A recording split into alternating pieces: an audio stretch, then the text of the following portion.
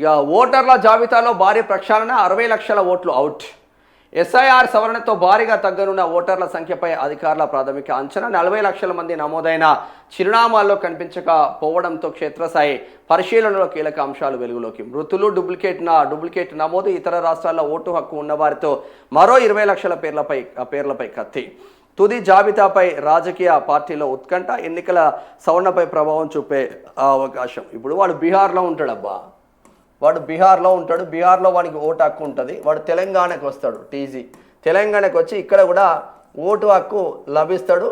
ఇక్కడ ఏం చేస్తాడంటే ఒక ₹1,00,000 కడతాడు. వాడు ₹1,00,000 కడితే వానికి డబుల్ బెడ్రూమ్ వస్తుంది. ఇక్కడ డబుల్ బెడ్రూమ్ వస్తుంది. సరే, ఇక్కడ వీంతో ఏమైనా ఒరిగేది ఉన్నదా అంటే డబుల్ బెడ్రూమ్ వస్తుంది. ఎలక్షన్లు అప్పుడు ఓటేస్తాడు, అయిపోతుంది.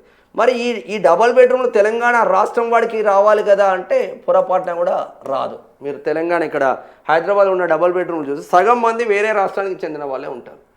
అట్లా ఈ డూప్లికేట్ ఓట్లను మొత్తం తొలగించడం ద్వారా 60 లక్షల ఓట్లు అవుట్ అయ్యే ఛాన్స్ ఉంటుంది. దాంతో పోయేదేమైనా నికార్స్గా ఉండాలి కదా, మనం రెచ్చగొట్టడం ఎందుకు? నికార్స్గా ఉండాలి, మంచిదే. 40 లక్షల మంది చిరునామాల్లోనే లేరంట. 40 లక్షల మంది వాళ్ళ అడ్రస్లలోనే లేరంట. 40 లక్షలు ఆషామాషి కాదు కదా, 40 లక్షల మంది వాళ్ళ అడ్రస్లలోనే లేరంట.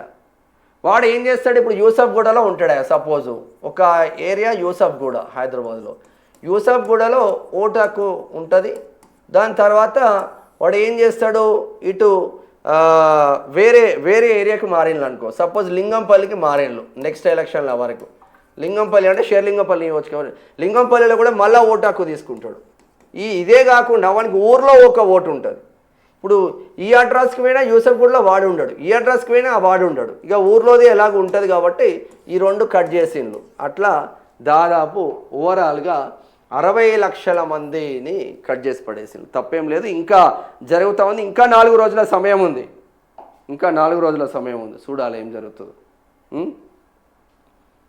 అంతే కదా. క్షేత్రస్థాయిలో కొనసాగుతున్న పరిశీలనలో భారీ సంఖ్యలో అనుమానాస్పద నమోదులు బయటపడుతున్నట్లు సమాచారం. అధికారుల ప్రాథమిక అంచనాల ప్రకారం ప్రక్రియ పూర్తయ్యే నాటికి దాదాపు 60 లక్షల, పూర్తయ్యే వరకు 60 లక్షల వరకు ఉంటుందంట.